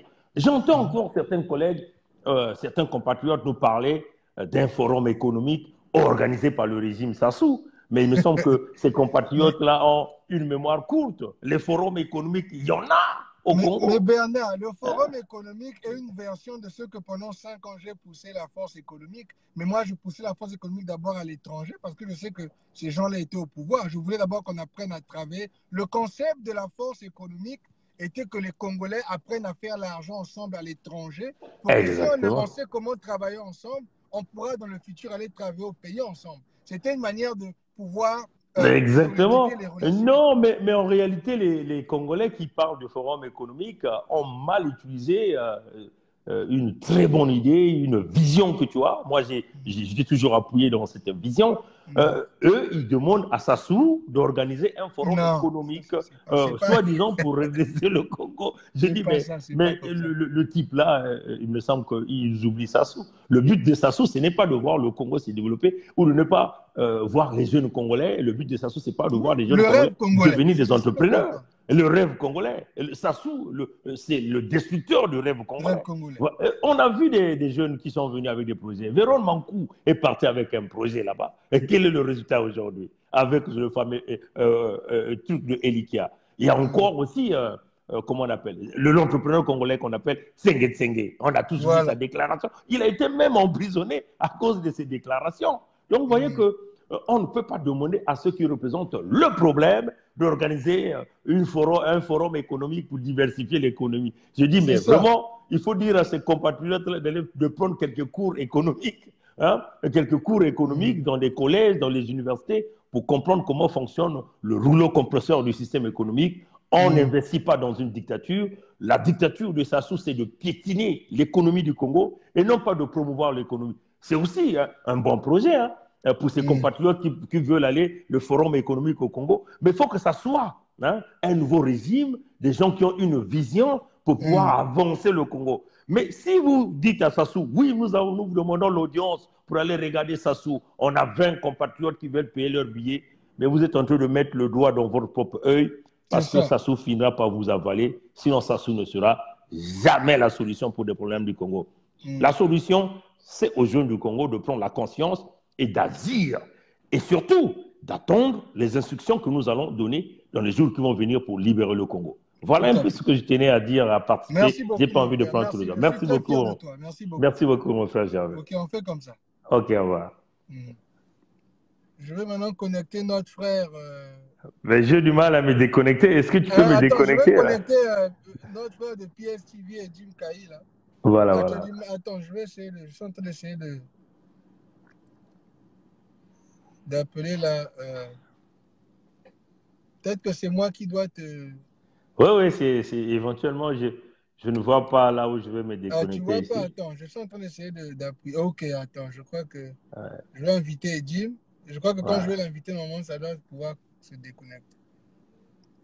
Mais peut-être que si tu le regardes, peut-être que ça va se déconnecter. Attends. Essaie de le regarder. La technologie. Bon, Ma science, la attends. technologie, ma Pascal Issou. Oui, je suis en train d'essayer de regarder, mais je ne vois pas de... Attends, je suis en train de voir si je peux... Je vais bring Jim, parce que je l'ai envoyé. Et Jim, si tu peux prendre, je t'ai envoyé le truc.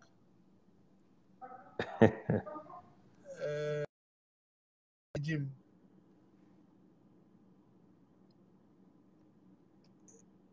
Et Jim, si tu peux prendre comme ça... Attends, oh, attends, ouais, attends. Attends. Oh, mais ça doit se déconnecter normalement. Normalement, je ne sais pas. Bon, mais ce que je vais faire, je vais simplement éteindre le téléphone et je vais redémarrer le téléphone. Ok, merci Bernard, merci beaucoup. Ouais. Regarde le contact. Ouais. Attends. Et Jim, je t'ai envoyé la demande, essaie de...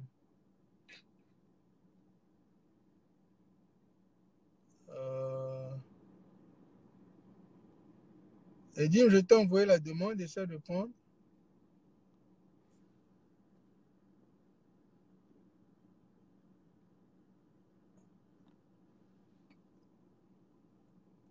Ça flose un peu là.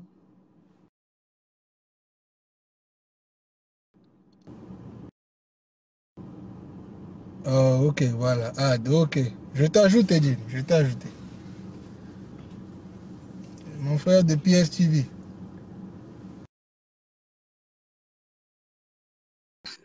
Edine Kaï. Alors. Notre voix That was what's up, bro. C'était bien. Aujourd'hui, là, on est sur ton frère Angwalima. Kiki Angwalima, le Zaïwa. Avant de s'asseoir à la chaise de son père, il va devoir recréer le rêve congolais que son père a tué. Ah là là. Mais en tout cas, moi j'ai vraiment aimé. Hein, j'ai vraiment aimé. Moi, je ne sais pas comment dire. Hein, mais je tiens à dire ce qui nous regarde. Hein. Pour ceux qui ne connaissent pas Gervais, hein, Gervais c'est un ami à moi. Je le connais depuis qu'on est petit. Gervais, ce n'est pas le genre de gars qui se fâche ou qui va dire des choses là-bas, qui va raconter. Non, non, non. Quand Gervais te dit quelque chose, c'est qu'il y pense vraiment, il mean it. Ça veut dire par là que c'est des gens que tu peux faire confiance, les yeux fermés. Tu comprends? Je tenais à dire à ceux qui nous suivent là. Maintenant, Angwalima, comme tu as dit là. This nigga just don't know, man. Donc le gars là, il croyait que s'il n'y a que lui qui avait de l'influence au Congo. C'est ça. Donc nous, on le regardait depuis ce temps-là. On l'assistait. Et aujourd'hui, that nigga, he just funny, man. He just funny. C'est-à-dire que quand je vois, vous avez déjà tout dit, je ne peux même pas rajouter quelque chose. C'est-à-dire que s'il entend, il faut qu'il sache que nous sommes dans la presse Sassou déjà. C'est ça. On est dans la presse Sassou, donc Sassou, on l'a classé déjà. Déjà. Hein? Je vais paraphraser ce que tu dis. Donc c'est lui, il a les couilles suspendues là. Hein? Si c'est un homme, hein? Déjà, moi, je l'ai déjà demandé ici, là, comme ces petits-là, qui, je ne sais pas qui le...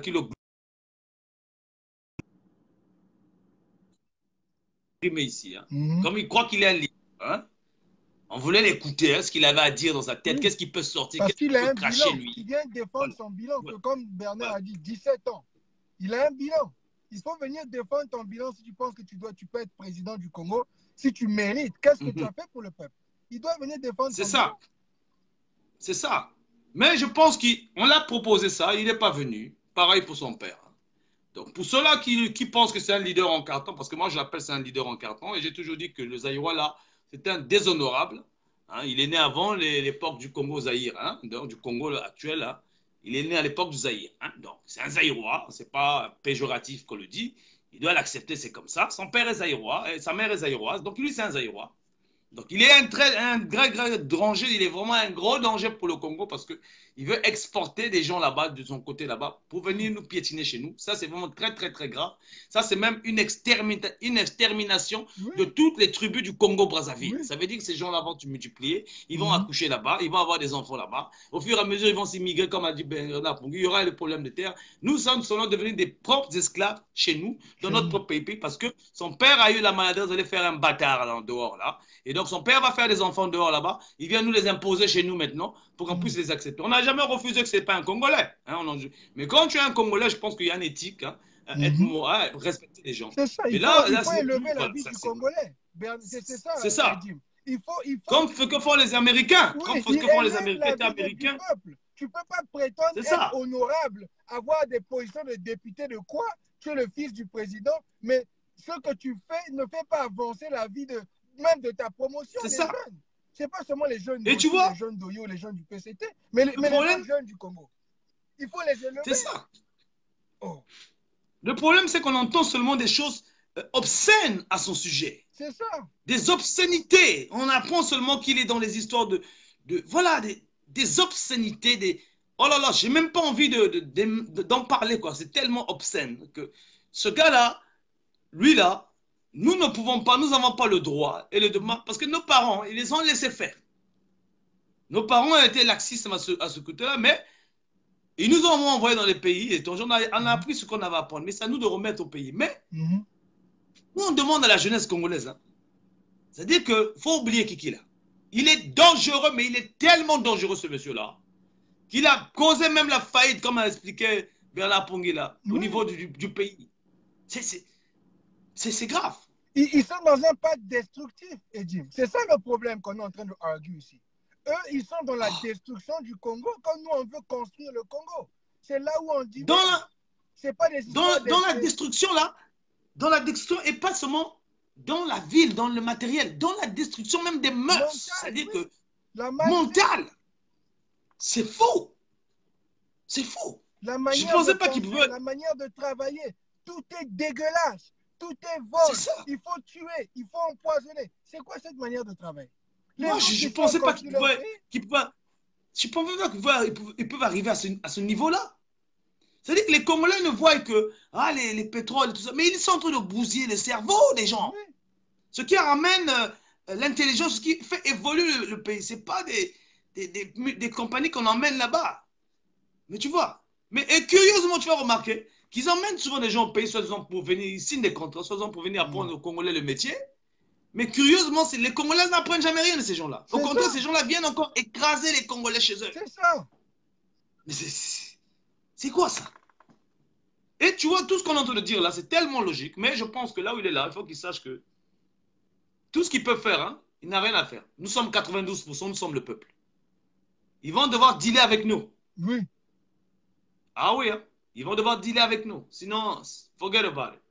Laisse tomber. Non, moi, comme je dis, il va devoir maintenant, comme les élections, c'est dans 2 ans, il doit maintenant commencer à nettoyer les crasses que son père a fait. Et ça doit être visible. On doit voir les hôpitaux monter. C'est ça. Tu veux être président, il faut faire le boulot de faire avancer le peuple. C'est ça. Oui. Si ton père n'a pas pu faire, ben, démontre que toi, tu mérites, tu es mieux que ton père. C'est ça. Fais le travail. Oui, mais même pas ça. Pourquoi on va lui dire de faire mieux que son père? Il n'a rien à faire, il n'a rien à faire, il n'a qu'à dégager de là, c'est tout. Nous, on va le dégager.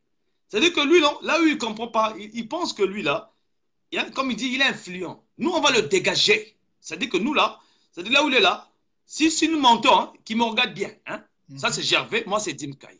Hein, l'autre, c'était Bernard Pongu. Hein, c'est-à-dire que là où il est là, qu'il oublie.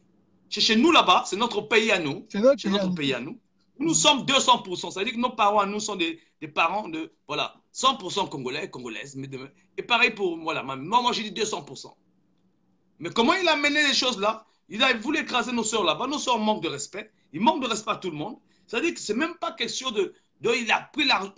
C'est le respect, la mentalité, le mindset qui fout dans le pays là, ça passe pas. Ça passe pas.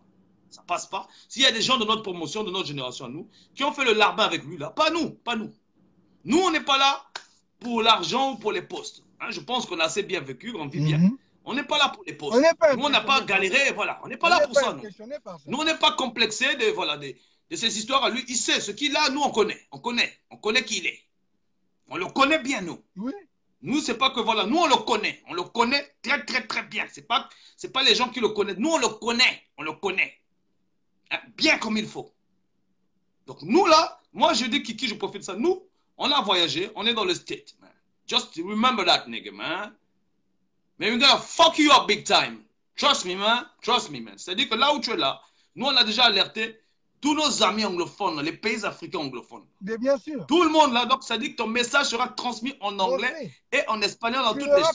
Il n'aura pas de voix. Ça dit que nous, on va faire la coalition de tous les négros contre toi.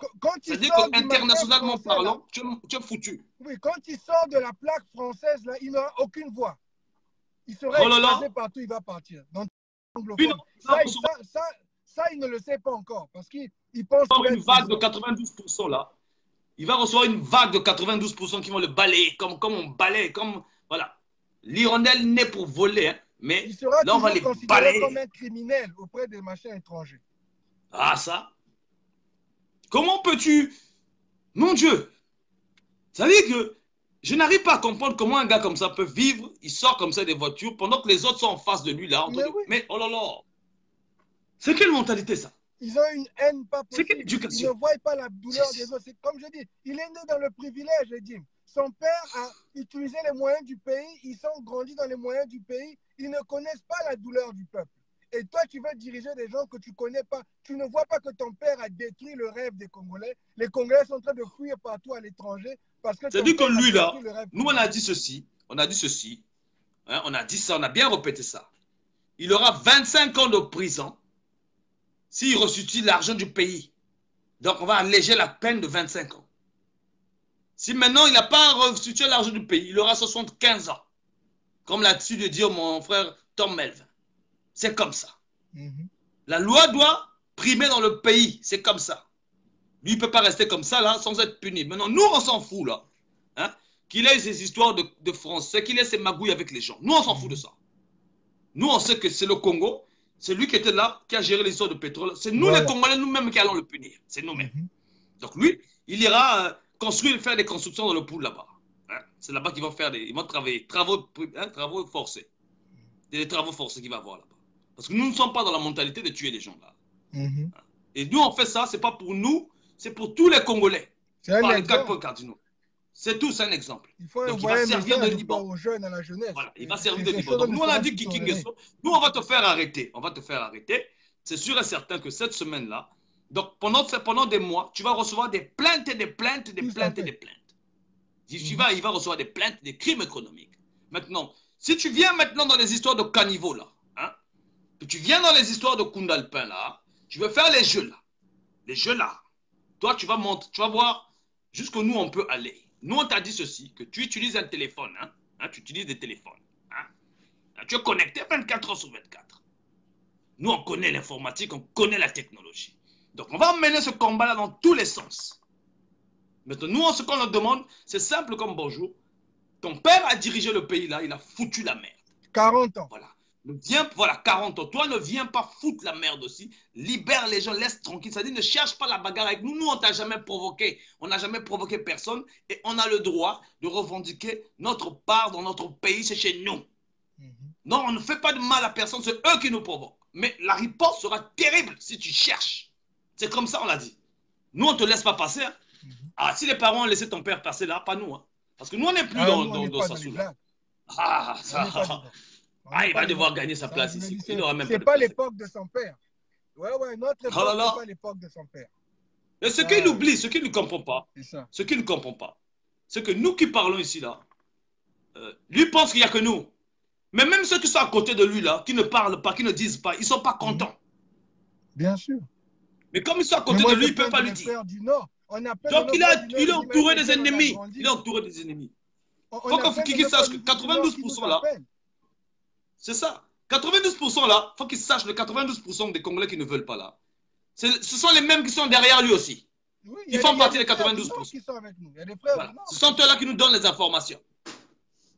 Nous on sait, quand tu bouges, quand tu fais ça, nous on sait. Mais on n'est peut-être pas au courant voilà, de ce que vous vous dites en cachette. Mais nous, quand tu bouges dans le pays, quand tu sors, quand tu vas bonjour, nous, on a des petits dans le pays. Quand tu prends les avions, nous, on sait. Nos petits nous disent. Nos petits nous disent. Mais bon, voilà, on n'est pas dans cette violence-là qu'eux, ils veulent faire. Nous, on parle en termes de résonance, en termes de raison. Mind, brain, le brain. C'est simple comme bonjour ce qu'on demande là. Hein. C'est pourtant simple, hein. Mais c'est compliqué là-bas. C'est trop compliqué. C'est pas de notre faute ce qu'ils ont fait là. C'est eux-mêmes. Ils n'ont qu'à assumer. C'est ça. Oh, mais c'est pas possible. Ils n'ont qu'à assumer. Ils doivent commencer à régler leurs conneries. Il faut commencer à nettoyer les crasses. Il faut nettoyer. Il faut commencer à le nettoyage. Oh là là. Okay. En tout cas, chez nous, ici, il est tard là. Ouais, moi aussi, mon frère. Merci beaucoup. Je veux continuer à travailler là. Les gens parlent de oh, regarde, je suis aux États-Unis, je suis dans ma voiture. Il fait nuit dehors, tu peux voir. Voilà. Tu as vu quelqu'un venir m'emmener à la DGST pour me tuer? Non. Même pas. C'est ça. Oh. C'est ça que les gens. Quelqu'un est venu pour aller me torturer à la DGST et dit non. Je pars qu'ils ont ramené le pays 2 heures dans ma voiture librement. Ils ont ramené le pays en mode primitif, quoi. En mode primitif. Tu vois? C'est ça qu'on essaie de dire aux gens. Les gens pensent qu'il faut être riche. On n'a pas besoin d'être riche pour vivre comme ça. Il faut garantir au moins la middle class. C'est ça qu'on est en train de dire. Et lever le débat. J'arrive pas à y croire à quel point. C'est-à-dire que quand je parle du mot médiocrité, là, c'est-à-dire que médiocrité, là, c'est même trop peu, quoi. C'est-à-dire que c'est. C'est-à-dire que même bête, là, c'est-à-dire qu'il doit avoir un terme vraiment qui est. Médiocrité, c'est devenu trop beau. Il faut trouver, je crois, un autre. C'est devenu trop bien pour le mot, mais c'est-à-dire que c'est devenu trop léger, quoi. Trop léger. Oh! C'est-à-dire qu'il faut. C'est-à-dire que si on pouvait créer quelque chose qui va signifier le mélange de la médiocrité, de l'idiotie, de la méchanceté. Voilà. Le mélange de. Mais c'est-à-dire si on peut créer bien là, le mélange là. Voilà. Parce que quand tu vois en français médiocrité, là, ça signifie quelque chose d'autre, là. Mais il faut mélanger ça avec d'autres trucs, là, parce que vraiment, c'est... Être médiocre, quand tu regardes dans le dictionnaire, c'est ça, mais il faut trouver quelque chose, parce que eux, ce qu'ils ont fait, là, c'est-à-dire qu'un mélange à soupe, donc, ils ont un mélange de méchanceté, de cruauté, de aigris, de mensonges, de viol, de terrorisme, de mensonges, c'est-à-dire que de tout, quoi, un mélange là-dedans, là, dans un bocal, là, de... Oh là là. Et les conséquences sont terribles pour notre peuple. Les conséquences sont terribles. Ils ont tué le rêve des jeunes Congolais. Ils vont dans des pratiques bizarres pour dire, bon, tu imagines un peu, ils font des pratiques là, pour rester au pouvoir. Pour que le peuple... Mais comment on peut chercher la domination. Dominer le peuple, la domination. C'est ça. Oh, mais qu'est-ce que... C'est-à-dire, quelle est l'extase qu'ils ont de chercher à dominer? Mais comment tu peux te relever toute ta vie là, dire tu vas chercher à dominer les gens, moi je vais être chef, mais comment comment tu peux avoir autant d'argent que tu ne vas même pas finir toute ta vie? Merci. Merci. Merci mon frère. Ça dit qu'aujourd'hui, Gervais, aujourd'hui, non, on te donne 300 millions, hein, ou même 400 millions, mais disons, on va dire bon, 1 milliard. On a rendu à 1 milliard. Si on te donne ça on te donne ça à l'âge de 5 ans, et que tu vieillis même jusqu'à 80 ans, tu finiras jamais. Je ne peux pas vivre. Jamais. mais eux, chez eux, jamais. Je ne comprends pas. Ça dit que les arrière-petits-enfants viennent manger ça, bouffer ça. Ça va pas finir. C'est ça. Ils n'arrivent pas à construire un pays. Imagine maintenant, son père à lui là, on va juste commencer à partir des générations 77, là où il était. Ah bon, 77. On arrive dans les années 4. Bon, on va dire, à part lui, il a commencé à brimer sur la génération de 70. 70, il est arrivé à 80, il y a eu des naissances.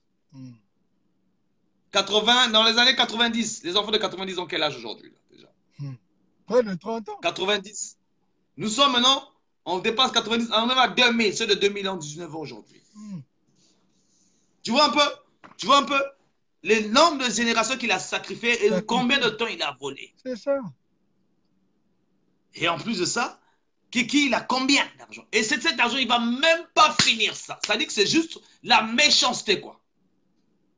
Il ne va même pas finir ça. Ça dit qu'il ne va même pas finir ça. C'est la haine. C'est pour ça que je dis qu'il doit régler les problèmes, c'est ce que son père n'a pas pu Ça, c'est faire. la haine, ça, c'est la C'est la haine. haine. C'est vraiment la haine. C'est vraiment la haine. Ils ont écrasé le rêve congolais.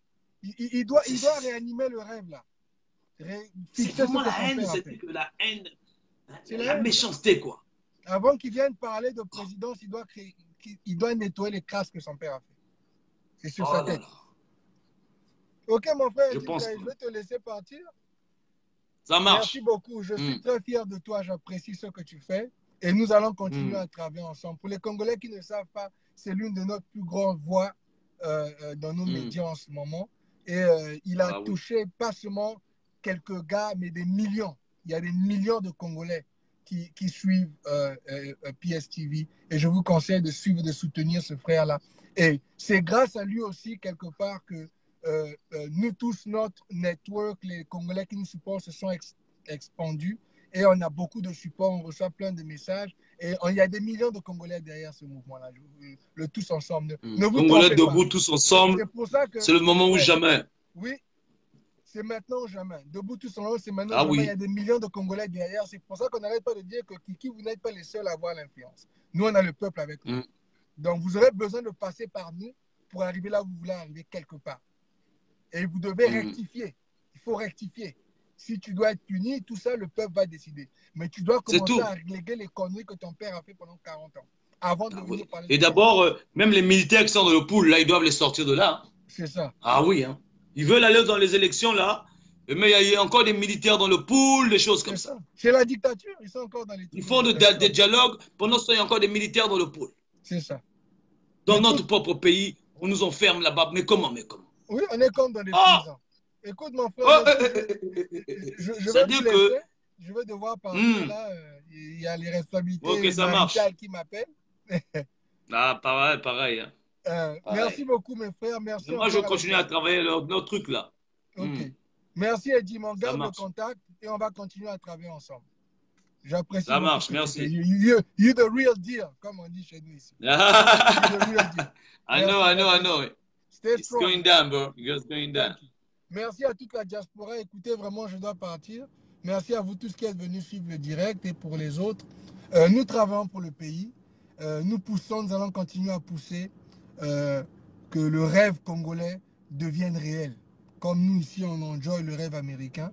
Et vous allez entendre nos voix encore plus souvent parce que nous avons aussi le support des millions de Congolais. C'est ça la vérité.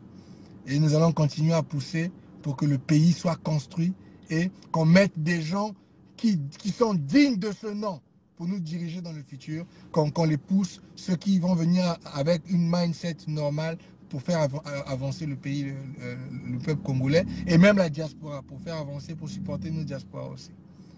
Que Dieu vous garde, merci à vous tous, vraiment, vous étiez tellement nombreux, vraiment je dois partir, il est un peu tard, merci à Joe Curtis, merci à mon frère Edim Kaï, merci à l'Espoir Congo, merci à Eddie Pilipili, merci à Patricia Ilourou, merci à mon grand frère Albert Lombo, merci à Bedel Makari, merci à Yvon Mwapoto, merci à Natacha Koubemba Antonili, merci. Merci à Fabrice Carter, merci à mon frère Dimitri Poa, garde le cap, tu sais qu'on a beaucoup de choses à faire, le pays compte sur toi aussi. Merci à Trésor Yao Kwasi, merci à l'Espoir Congo, merci à Dar Adal, merci à Boots Team, merci à Vincent de Paul Kwaku, merci à Fatou Ouattara, merci à Faisan Mabiala, merci à Debra Michel, merci à mon frère Sly Bemba, merci grand frère, merci. Je précise ça. Merci à Thierry Funza, merci à Victor Matondo, merci à Ngolou d'Afrique, merci à Elvis Samba, merci à Michel Floria, merci à Tom Renoir, merci à Ken Jonas, merci à Nadine Stella, merci à mon grand Sirmwanga, Maître Sirmwanga, merci, je suis très fier de te voir. Merci à Stella Baz, merci beaucoup. Et à mon frère Bernard Pongui, qui est une légende dans ce qu'on est en train de faire, merci. Merci à Marcel Malunga, merci à Django Alibi, merci à Charles Alexandre Zanga, merci à Mibemba Joseph Mombode, et merci à mon frère Georges Goma, merci beaucoup mon frère. Merci à Navi Satou, merci à Chalem Bindika, le futur du Congo, merci à Alain Woff, merci à Mora Guinlilou, merci à Zoé Mouboyo. Merci à tous. Que Dieu vous garde.